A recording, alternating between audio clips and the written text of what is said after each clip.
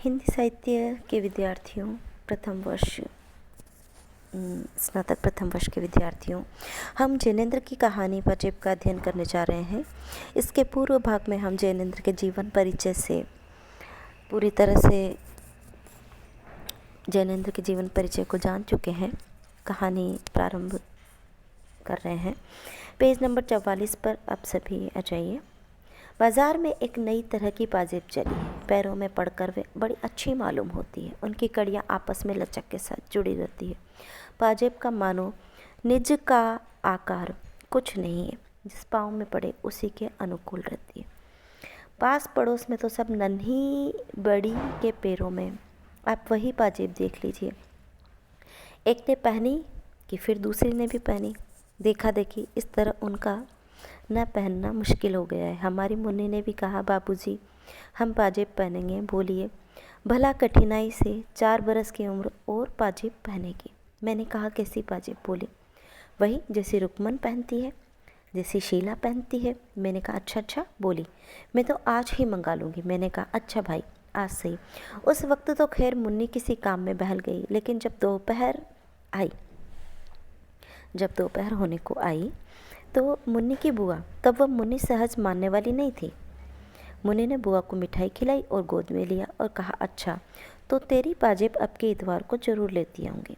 इतवार को बुआ आई, पाजेब ले आई। मुन्नी पहनकर खुशी के मारे यहाँ से वहाँ ठुमकती फिरी। रुकमन के पास गई और कहा, देखो रुकमन, मेरी पाजेब।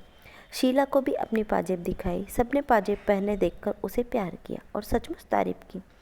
सचमुच वह चांदी की सफ़ेद 2-3 लड़ियों की टखनों के चारों किनारों पर लिपटकर चुपचाप बिछी हुई बहुत सी सुघड़ लगती थी। बच्चे की खुशी का ठिकाना न था। और हमारे महाशय आशुतोष, जो मुन्नी के बड़े भाई थे, पहले तो मुन्नी को सजी बजी देखकर बड़े खुश हुए। वह हाथ पकड़कर अपनी बढ़िया मुन्नी को पाजेब से दिखाने के लिए आसपास ले गए। मुन्नी की पाजेब का गौरव उन्हें अपना मालूम भी न था। वह खूब हंसे और ताली पीटी, लेकिन थोड़ी देर बाद वह ठुमकने लगे कि मुन्नी को पाजेब दी सो हम बाइसिकल लेंगे। बुआ ने कहा, अच्छा बेटा, आपके जन्मदिन को तुझे बाइसिकल दिलवाएंगे। आशुतोष बाबू ने कहा कि हम अभी लेंगे। बुआ ने कहा, छी, तू कोई लड़की है? जिद तो लड़कियां करती है और लड़कियां रोती है। कहीं बाबू साहब, लोग रोते हैं।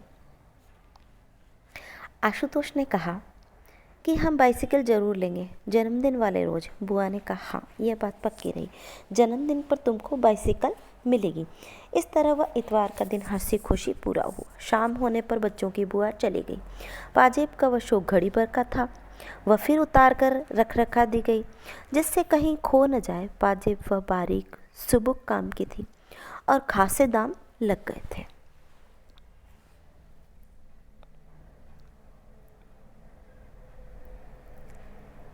श्रीमती जी ने हमसे कहा, क्यों जी, लगती तो अच्छी है ना, मैं भी अपने लिए बनवा लूँ। मैंने कहा, क्यों ना बनवाओ, तुम कौन 4 बरस की नहीं हो। खैर यह हुआ, पर मैं रात को अपनी मेज पर थी कि श्रीमती ने आकर कहा, तुमने पाजेब तो नहीं देखी? मैंने आश्चर्य से कहा, क्या मतलब? बोली कि देखो, यहाँ मेज वेज पर तो नहीं है। एक तो है, पर दूसरे पैर की मिलती नहीं। जाने कहाँ गई? मैंने कहा, जाएगी कहाँ, यहीं देख लो, मिल जाएगी। उन्होंने मेरे मेज के कागज़ उठाने धरने शुरू किए और अलमारी की किताबें टटोल डालने का भी मनसूबा दिखाया। मैंने कहा, ये क्या कर रही हो? यहाँ से वह कहाँ जाएगी? जवाब में वह मुझे से पूछने लगी, फिर कहाँ है? मैंने कहा, तुम ही तो रखी थी।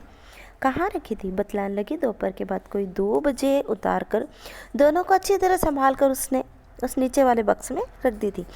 अब देखा तो एक है, दूसरी गायब। मैंने कहा, तो चलकर वह इस कमरे में कैसे आएगी? भूल हो गई होगी, एक रखी होगी, एक वहीं कहीं फर्श पर छूट गई होगी, देखो मिल जाएगी।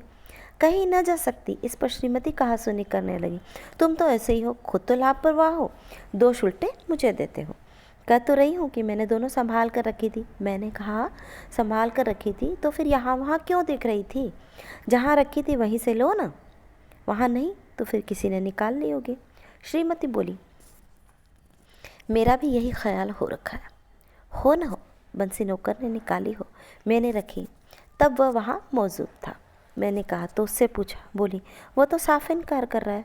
मैंने कहा, तो फिर? श्रीमती जोर से बोली, तो फिर मैं क्या बताऊँ, तुम्हें तो किसी बात की फिक्र ही नहीं है। डांट कर कहते क्यों नहीं, उस बंसी को बुलाकर, जरूर पाजेब उसी ने ली है। मैंने कहा अच्छा, तो उसे क्या कहना होगा? यह कहूँ कि ला भाई पाजेब दे दे? श्रीमती झल्लाकर बोली, हो चुका सब कुछ तुमसे। तुम्ही ने तो उस नौकर की जात को शहजोर बना रखा है। डांट न फटकार, नौकर ऐसे सिर न चढ़ेगा तो क्या होगा? बोली कि कह तो रही हूँ, किसी ने उस बक्स में से निकाला है और 16 में 15 आने यह बंसी है। सुनते हो ना, वही है। मैंने कहा, मैंने बंसी से पूछा, उसने नहीं ली, मालूम होती है। इस पर श्रीमती ने कहा, तुम नौकरों को नहीं जानते, वे बड़े छठे होते हैं। बंसी चोर जरूर है, नहीं तो क्या फरिश्ते लेने आते? मैंने कहा, तुमने आशुतोष से भी पूछा? बोली, पूछा था, वह तो खुद ट्रंक और बक्स के नीचे घुस घुस कर खोज लगाने में मेरी मदद कर रहा, वह नहीं ले सकता। मैंने कहा, उसे पतंग का बड़ा शौक है। बोले कि तुम तो बताते बरसते कुछ हो नहीं, उम्र होती जा रही है, वह यूं ही रह जाएगा, तुम ही तो उसे पतंग की शय देने वाले। मैंने कहा, जो कहीं पाजेब ही पड़ी मिल गई तो?